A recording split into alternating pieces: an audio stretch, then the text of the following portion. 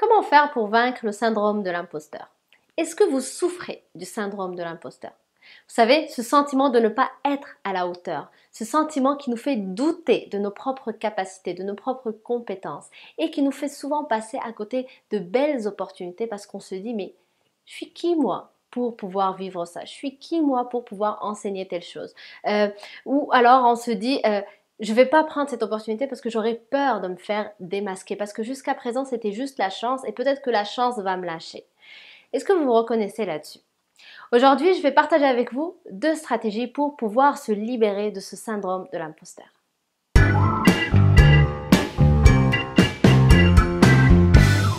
Alors bonjour et bienvenue ici Manal Idbali du blog Chemin Gagnant. Juste avant d'aller dans le vif du sujet, si vous n'êtes pas encore membre de ma chaîne YouTube, je vous invite à le faire en cliquant sur le bouton qui se trouve juste ici. Et si vous aimez les cadeaux, je vous invite à me joindre sur mon site internet chemingagnant.com où vous aurez l'occasion de télécharger de façon gratuite mon livre 7 stratégies pour trouver le chemin de la confiance en soi. Donc simplement aller sur le site internet, laissez votre email, votre nom et ça me ferait très plaisir de vous l'envoyer. Alors aujourd'hui, nous allons parler du syndrome de l'imposteur et je vais partager avec vous donc, comme j'ai dit, 2 stratégies.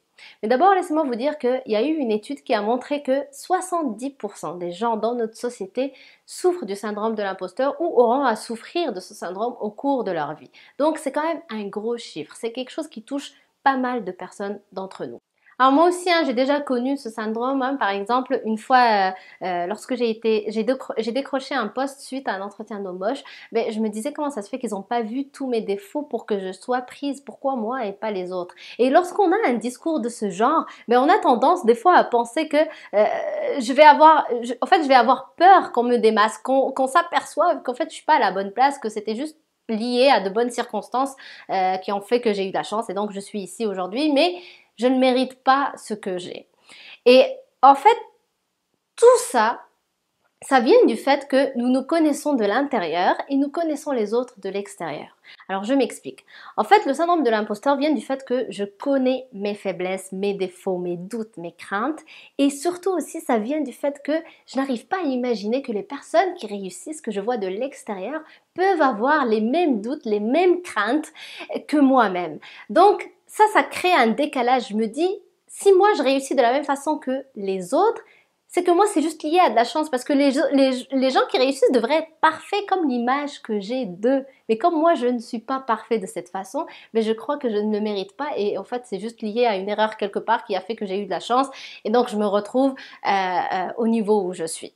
Alors pour se débarrasser de ce sentiment, première stratégie c'est de prendre conscience qu'on est tous des êtres humains et que notre cerveau, mon cerveau fonctionne de la même façon que celui des autres, que les personnes qui réussissent que je vois de l'extérieur.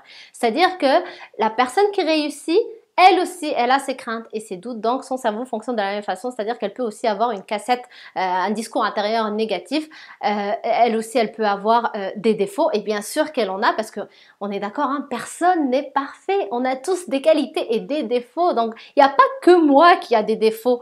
Tout le monde a des défauts, même ceux qui se rendent très loin, même ceux qui réussissent. Et la meilleure façon de s'en apercevoir, c'est de entrer dans l'esprit de ces gens-là qui nous impressionnent. En fait, ce que je veux dire par là, c'est que si dans mon entourage, j'ai quelqu'un qui m'impressionne comme mon patron, un oncle qui réussit, ce serait vraiment intéressant de prendre le temps d'aller boire un verre avec lui et de lui poser des questions comme est-ce que tu as déjà souffert du syndrome de l'imposteur? Est-ce que toi aussi tu as des doutes? Est-ce que tu as des craintes face à tes projets? Et vous allez voir que c'est des personnes comme vous et moi. Et si on n'a pas la possibilité de côtoyer ces gens-là, c'est-à-dire de leur poser la question directement, lisez des biographies des gens qui vous impressionnent, des gens qui vous inspirent. Si vous me suivez, je parle souvent de ça parce que lorsqu'on lit les biographies, on s'aperçoit dans le parcours des gens, en fait, on voit que c'est des gens comme vous et moi qui ont vraiment des défis par lesquels ils passent, que nous aussi on passe par ces défis-là. Donc ils ont leurs peurs, leurs craintes, leurs doutes, leurs défauts aussi. Et donc ça permet de corriger cette image, cette fausse image qu'on a de ces personnes qu'on voit uniquement de l'extérieur. Deuxième stratégie, c'est d'assumer ses réalisations. C'est-à-dire que souvent, en fait, ce qui se passe, c'est que notre cerveau, il retient ce qui va mal plus ce qui va mal que ce qui va bien. Et même d'ailleurs, il y a des gens qui prennent pour acquis les choses qui vont bien. C'est-à-dire que quand ça va bien, quand je réussis les choses, ben pour eux, c'est juste normal. Et quand je rate quelque chose, ben là, ça va pas, donc je le valide, je le souligne. Et là, mon cerveau, forcément, il s'en souvient plus. Or, la norme, ce n'est pas ça va toujours bien. Hein. La vie, ce n'est pas ça va toujours bien. La vie, c'est up and down. Des fois, ça va bien, des fois, ça va pas bien. Donc, des fois, je réussis, des fois, je ne réussis pas. Donc, lorsque je réussis, il faut aussi que je souligne ça. Je ne peux pas considérer que c'est juste normal. Non, la norme, c'est des fois je réussis, des fois non. Donc, quand je réussis, il faut que je prenne le temps de le souligner. Et la meilleure façon, c'est de tenir un journal de ces réalisations, tenir un journal de ces succès, des choses positives que j'ai réussi à faire dans ma vie jusqu'à présent. Ça va m'aider justement à faire un ancrage dans mon cerveau, à me rappeler, aider mon cerveau à se rappeler davantage des choses positives que j'ai aussi accomplies dans ma vie et non pas seulement regarder les choses négatives. Et même lorsque je l'oublie, le fait d'avoir ce journal-là, ben, je peux revenir dessus, je peux lire du coup toutes les réalisations que j'ai jusqu'à présent et ça va me permettre donc d'aller plus facilement de l'avant. Et d'ailleurs, il y a une experte américaine qui s'appelle Valerie Young, c'est une conférencière internationale, auteure aussi, elle a écrit un livre sur le syndrome de l'imposteur, qui elle a une phrase qui justement résume un peu ce que je viens de dire, cette deuxième stratégie. Donc, elle dit projetez-vous le film de la vie à laquelle vous aspirez. Lequel entre Rocky ou un film catastrophe vous donnerait envie de monter sur le podium? Donc forcément, si moi, dans mon cerveau, j'ai que des choses négatives que je retiens de mon parcours, forcément, je me dis, mais je peux pas aller de l'avant et je vais refuser de saisir de belles opportunités. Mais quand je tiens ce journal qui me permet de revenir sur mon parcours et de voir toutes les réalisations positives que j'ai fait jusqu'à présent, ben ça m'aide, c'est plus facile, c'est le film Rocky qui me permet donc d'aller de l'avant.